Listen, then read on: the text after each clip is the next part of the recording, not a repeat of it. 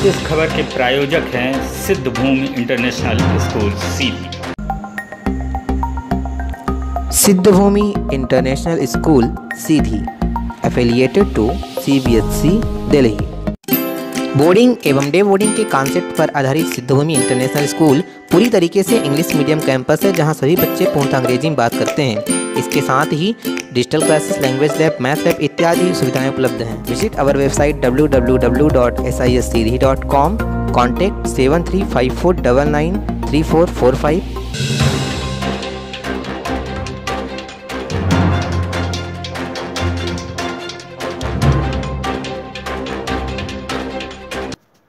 मझौली विवाद पर अधिवक्ता संघ ने सौंपा ज्ञापन।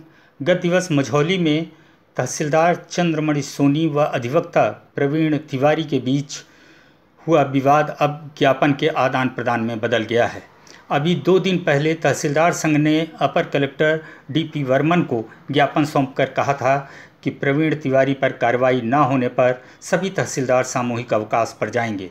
जवाब में अधिवक्ता संघ ने अपर कलेक्टर DP वर्मन को ज्ञापन सौंपते हुए जिला अधिवक्ता संघ के अध्यक्ष विजेंद्र सिंह ने कहा कि हमारे मझौली के अधिवक्ता साथी के साथ वहाँ के तहसीलदार साहब ने कुछ अभद्र बातें कही हैं और गाली गलौज किया है, और इसके बाद दोनों पक्ष थाने पहुँचे थे, जहाँ दोनों पक्षों के बीच SDO, SDM सारे लोग जो लोग थे, तो उनके बीच एक बात तय हुई कि एक दूसरे को कुछ ना कहा जाए, अपने अपने जगह जाया जाए।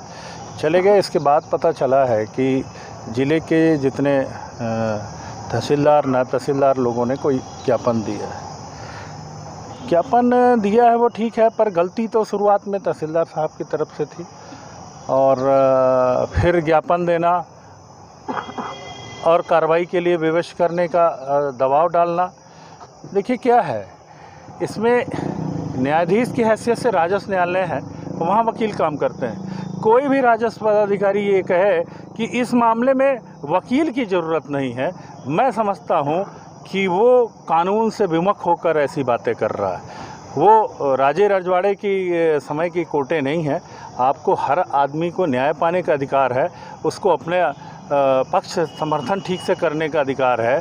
तो उस दशा में वकील की आवश्यकता होती है, और यदि नहीं है तो कौन सा प्ले है कि आप कहते हो वकील ना काम करें। यही सब छोटी छोटी बातें हैं जिसको राजस्व के तमाम अधिकारियों को, न्यायालय के न्यायाधीशों को सतर्कतापूर्ण काम करना चाहिए। यदि आंदोलन और गलती करेंगे, ऊपर से आंदोलन की धमकी देंगे, तो मेरा अधिवक्ता समुदाय इसमें एकजुट है पूरे तमाम से, और जो भी कार्रवाई होगी तो उसको आगे से करेंगे। अभी ADM साहब ने एक आश्वासन दिया है, उस आश्वासन के अनुसार उसकी प्रतीक्षा होगी और उसके बाद कार्रवाई। इस विषय में अधिवक्ता संघ मझौली के अध्यक्ष सुधींद्र शुक्ला ने कहा, हम लोग ये कतई नहीं चाहते थे कि किसी भी प्रशासनिक अधिकारी या राजस्व अधिकारी के विरुद्ध कोई कार्रवाई करें, लेकिन हम लोग अधिवक्ता हैं। हमारे अधिवक्ता साथी प्रवीण तिवारी के साथ अभद्र व्यवहार किया गया है। इसके संबंध में हम लोगों ने SDM साहब से चर्चा की, SDOP साहब से चर्चा की, आपस में समझौता हो गया, उनका स्थानांतरण हो गया, हम लोग शांत हो गए कि कोई कार्रवाई नहीं करनी है।